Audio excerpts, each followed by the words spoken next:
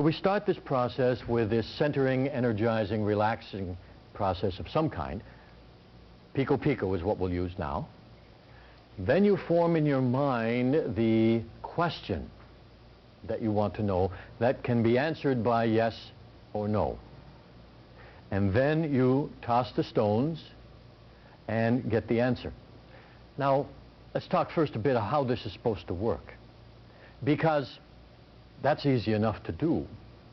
But remember that second principle that said there are no limits. Everything is connected. The idea behind this is that when you relax and focus your attention, you are connected to whatever your attention is on. And that when you ask for information or you ask a question, then that information then becomes available to your ku. Remember that part of your three selves, which is the body sensory awareness.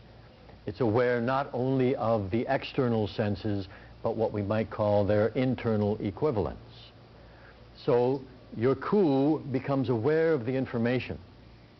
Then when you cast the stones, the ku knows exactly, because it knows the pattern that's needed to give you an answer, because it has the answer.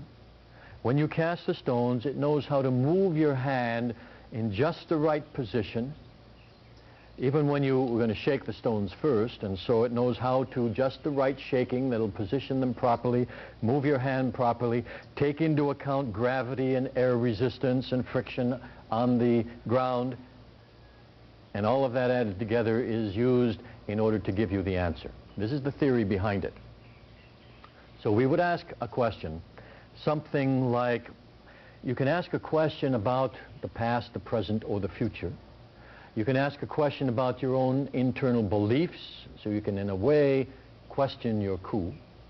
You can ask also about the future. When you're asking about the future, however, like, will I be healthy, wealthy, and rich, and happy, and will I find my true love, whatever.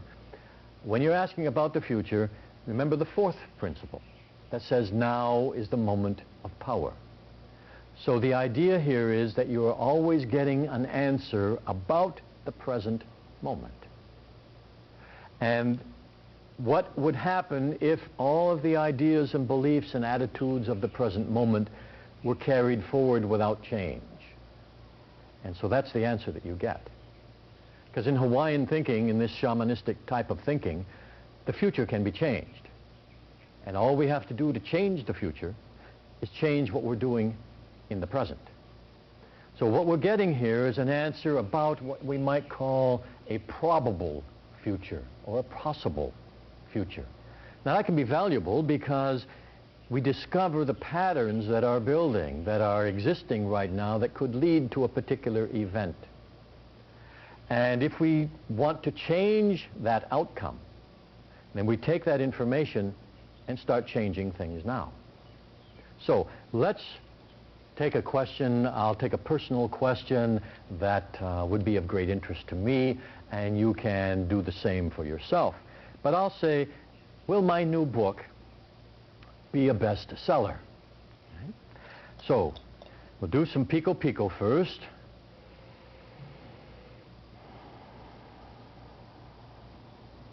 Think of the question, will my new book be a bestseller? Shake the stones, toss them out. Now, this is an interesting situation because what we have is a very definite maybe. Okay?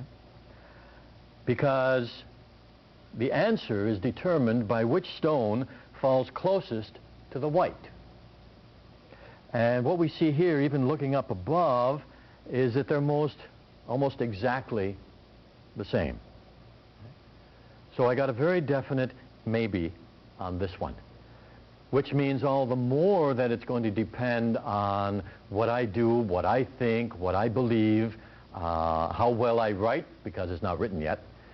And so all of those are factors right now. So it's really also in a way saying there's not enough information in this present moment. And I can understand that because since the book is not completely written, There are too many other factors of how the book could turn out before it's finally presented. So we have an accurate answer based on the amount of information available at this moment.